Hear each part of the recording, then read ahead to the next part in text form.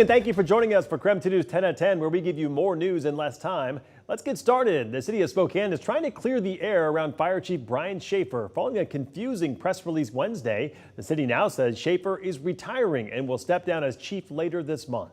KREM 2's Kyle Simchuk is looking back at Schaefer's career and the challenges he has faced as chief. Kyle?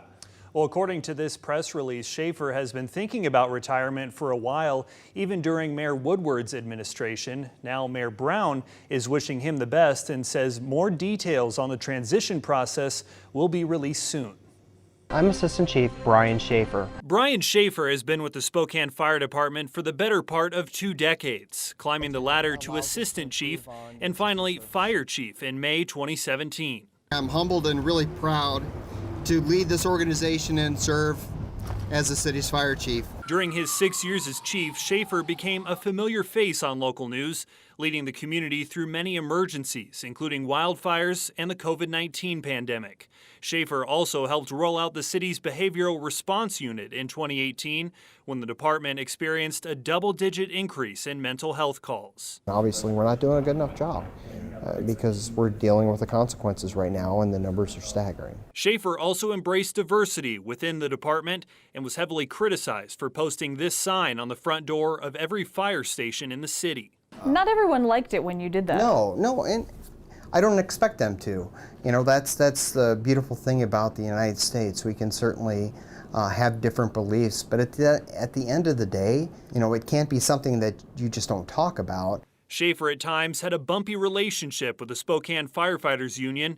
KREM 2 reached out to the union president. He wouldn't go on camera. The city says Schaefer will officially step down as chief on January 15th, but will stay with the department through March 31st, assisting with the transition. Assistant Fire Chief Tom Williams will remain in his role and continue to manage day-to-day operations, according to the mayor's office. Now, we have several calls and texts out to Chief Schaefer. We want to learn more about his decision to retire. So far, he hasn't responded. In the studio, Kyle Simchuk, KREM 2 News. All right, Kyle, thank you very much. Tonight, the University of Idaho is responding to allegations against head women's volleyball coach Chris Gonzalez. U of I's communication director says they've opened an investigation into, quote, legal issues against the coach back in November. Since then, U of I says that investigation expanded to, quote, include climate and culture issues. The university released a statement today that reads in part, the University of Idaho is deeply concerned about the allegations brought by some members of the women's volleyball team against their coach, Chris Gonzalez. The start of the investigation was delayed at the request of those who filed the complaints in order to finish the season, unquote.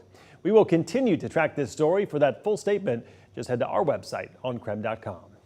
All right, let's talk weather now. People in North Idaho might see some of the first flurries of the weekend tonight, and I think a lot of people are hoping Spokane is next. Let's head right now to Chief Meteorologist Jeremy Legoo for more on what we need to know about the incoming storm. Jeremy? It seems kind of crazy that we're waiting until January to really get winter moving. Sure, we've picked up a decent amount of snow thus far, a little over a foot here in Spokane, but we've got more on the way. And look at this, winter weather advisories in effect, 1 to 3 inches of snow in valleys.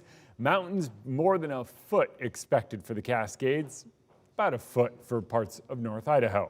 There's our cold front moving through. That cold front is what's giving us the stage for our incoming snowstorm. Starts as snow basically early Saturday morning in the Cascades, moves across, and before dawn, it starts here in eastern Washington, eventually moving in. Now, when it comes to the snowfall totals and how much and how this all plays out, every single model run gives us something wildly different.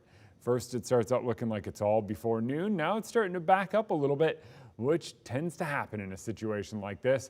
Overall, though, we know snow is in the forecast. Saturday sticks around Sunday, and, well, it just kind of continues all next week. All right, sounds good, Jeremy. We'll check back in with you later in the broadcast.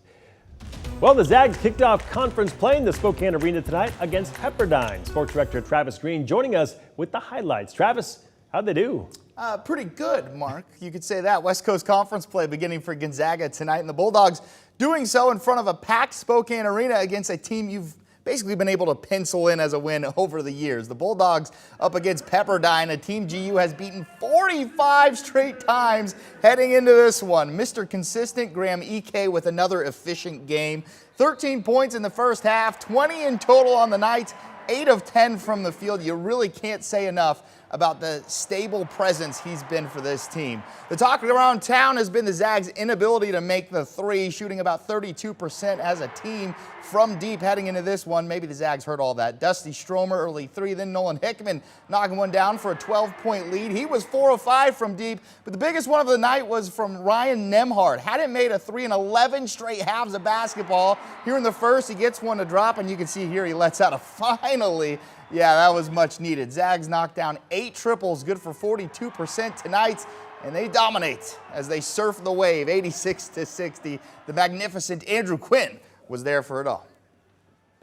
Well, Travis, the Zags began WCC play by doing what they normally do. They blew out Pepperdine by 26 points thanks to a big effort down low from Graham Ike and from beyond the arc from Ryan Nembhard and Nolan Hickman. Yeah, that's something we've been talking about, just staying more assertive, staying more physical, just asserting my will in the paint and just staying dominant. That's it. You know, everything's in front of us in this new year, and just being in the arena tonight with great energy, definitely something we fed off of, so that was great.